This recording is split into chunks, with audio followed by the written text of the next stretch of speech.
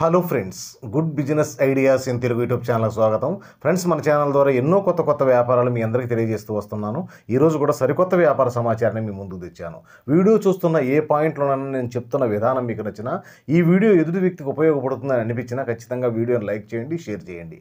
Friends, ఆర్థికంగా బలంగా ఉండాలి అంటే ఖచ్చితంగా అతను చేయాలి అనుకుంటున్న వ్యాపారం మీద అతనికి పూర్తి అవగాహన ఉండాలా. అప్పుడే ఖచ్చితంగా అతను ఆర్థికంగా బలంగా ఉంటాడు. ఈరోజు మనము వ్యాపారాన్ని ఎలా సెలెక్ట్ చేసుకోవాలో చెప్తాను. ఆ సెలెక్ట్ చేసుకున్నది ఎలా ముందుకెళ్ళాలి, ఎంత ఇన్వెస్ట్మెంట్ అవుతుంది, ఎంత ఆదాయం వస్తుంది, ఇలాంటివన్నీ క్లియర్గా మాట్లాడుకుందాం. ఈరోజు ఎన్నో వ్యాపారాలు మార్కెట్లో ఉన్నా కూడా ఈరోజు కార్పొరేట్ శక్తుల కబంధ హస్తాల్లో వ్యాపారాలు ఉన్నాయి.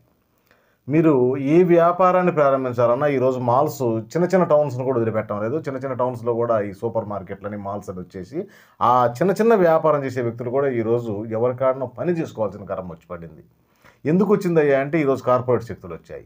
మరి ఇలాంటి తరుణంలో కూడా ఒక వ్యక్తి వ్యాపారం చేయాలి అంటే ఎలా ఆలోచించాలి, ఎలా ఆలోచిస్తే అతను వ్యాపారం చేయగలడో ఈరోజు ఒక చిన్న అవగాహన చెప్తాను.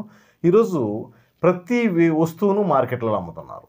మీరు వ్యాపారం ప్రారంభించాలనుకుంటే ఖచ్చితంగా ఏదైతే మాల్స్లో విక్రయించరో, మాల్స్ వాళ్ళు ఆ వ్యాపారం చెయ్యరో దాన్ని సెలెక్ట్ చేసుకోండి.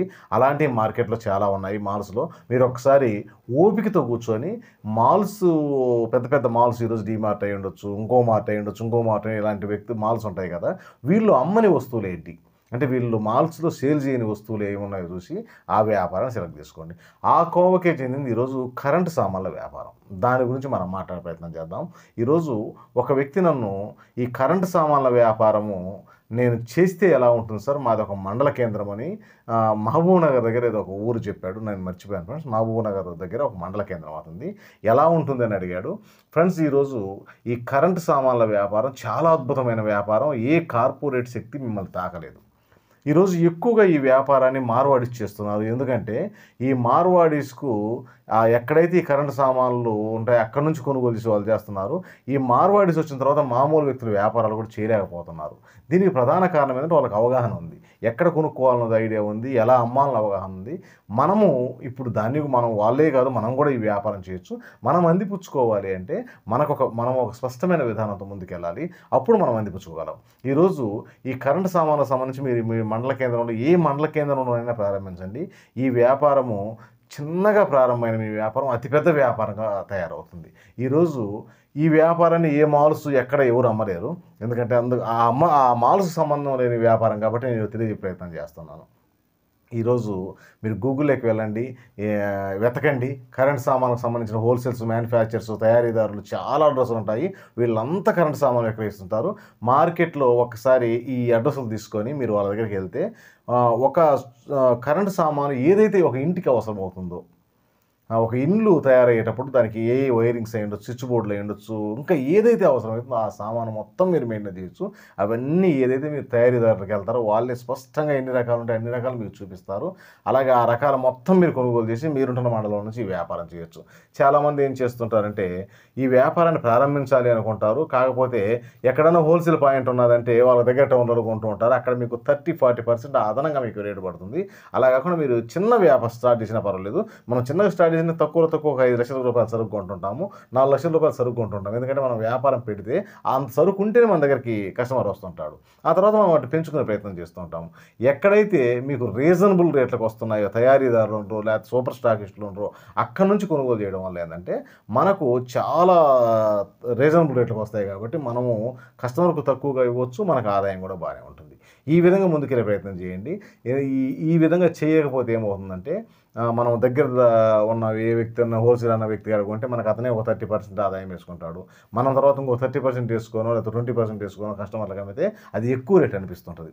కస్టమరు ఒక్కొక్కసారి కొన్న వ్యక్తి మళ్ళీ మన దగ్గరకు వచ్చి సాహసం చేయడు. అందుకని తయారీదారుల దగ్గర నుంచో, సూపర్ స్టాకిస్ట్ దగ్గర నుంచో కొంటే మనము ఏ వ్యక్తి ఇవ్వని రేటుకు రీజనబుల్ రేటుకి ఇవ్వచ్చు.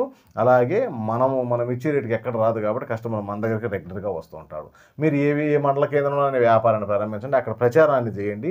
ఎందుకంటే ఏ వ్యాపారానికైనా పబ్లిసిటీ అనేది ముఖ్యం కాబట్టి పబ్లిసిటీ చేసుకునే ప్రయత్నం చేయండి. ఈ మండల కేంద్రంలో ఉజ్జాయింపుగా మనం మాట్లాడితే ఒక 21 గ్రామాలు ఉంటాయి, లేకపోతే ఒక 20 గ్రామాలు ఉంటాయి. 20 గ్రామాల్లో మీరు కరెంట్ సామాన్లు అమ్ముతున్నట్టుగా అందరికీ తెలియజే ప్రయత్నం చేయండి. ప్రతి ఇంటికి తెలియజేయాలా. అలాగే ప్రతి స్తంభం చిన్న చిన్న కరెంట్ పోల్స్ ఉంటాయి, వాటి మీద మీ ఫోన్ నెంబరు, మీ షాప్ నెంబరు ఒక స్టిక్కర్ రూపంలో అంటించేయండి. అలాగే పల్లెలు తిరిగే ఆటోలకు మీ సమాచారం వాటి మీద కూడా అంటించుకోవచ్చు. అలా ఏ విధానంలో మీరు పబ్లిసిటీ చేయదలుచుకుంటారో సోషల్ మీడియా, అలాగే వాట్సాప్ గ్రూపులు, ఇలా ఎక్కడైనా కానీ మీ వ్యాపారాన్ని ప్రతి వ్యక్తికి తెలిసే విధంగా, అతనికి అవసరం ఈరోజు అవసరం ఉండొచ్చు, అవసరం లేకపోవచ్చు, కానీ అవసరమైనప్పుడు మీ దగ్గరికి అతను రావాలి అంటే మీరు స్పష్టంగా మీ షాప్ గురించి, మీ ఫోన్ నెంబర్ గురించి, మీరు చేస్తున్న వ్యాపారం గురించి అతనికి పూర్తి అవగాహన ఉండాలి. కాబట్టి ఆ విధంగా ప్రతి గ్రామంలో మీ పేరు, మీ షాపు, మీరు తెలిసే విధంగా మీరు పబ్లిసిటీ కానీ చేసుకోగలిగితే మీరు ఏ మండల కేంద్రంలో పెట్టండి, అసలు ఎక్కడైనా జరగకపోవడం అనేది లేదు. కాకపోతే కొంత సమయం పడుతుంది మనం తెలియజెప్పడానికి. అదే ఆ విధంగా వెళ్ళడానికి కొంత వర్క్ చేయాల్సి వస్తుంది. కాబట్టి ఇవన్నీ మీ వృత్తిలో భాగం, పార్ట్ ఆఫ్ లైఫ్ అనుకోండి. ఆ భాగంలో ఈ పబ్లిసిటీ అనేది ముఖ్యం. కాబట్టి కాంప్రమైజ్ కావకండి, బెస్ట్ క్వాలిటీ వస్తువులు కొనండి, ఎక్కడైతే తక్కువ వస్తుందో అక్కడికి వెళ్ళి కొనండి, అక్కడ నుంచి కొనే ప్రయత్నం చేయండి. అలా చేసుకుంటూ వెళ్తే మీకు మంచి ఆదాయం ఉంటుంది, కస్టమర్లకు తక్కువ రేటుకి ఇవ్వగలుగుతారు, అలాగే ఏవన్గా మీ వ్యాపారం రన్ అవుతా ఉంది. అంత మంచి వ్యాపారం ఫ్రెండ్స్. ఒక్కసారి స్పష్టంగా తెలుసుకునే ప్రయత్నం చేసిన తర్వాత ముందుకెళ్ళండి.